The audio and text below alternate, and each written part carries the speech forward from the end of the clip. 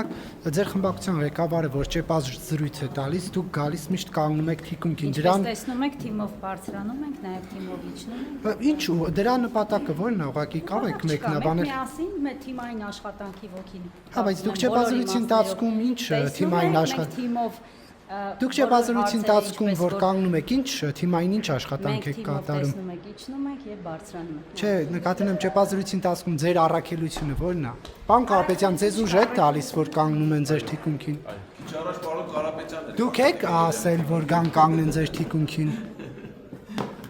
Դուք պարոն Գասպարյան, դուք ինչու եք կանգնում։ Հետաքրքիր է ուղղակի, որովհետև սա նորույթ է ԱԺ-ում, որ մեկը, հա, Ես պարոն Գևորգյանն եմ։ հա, ներողություն, պարոն Գևորգյան, դուք ինչու եք կանգնում։ Սա նորություն է ԱԺ-ում, որ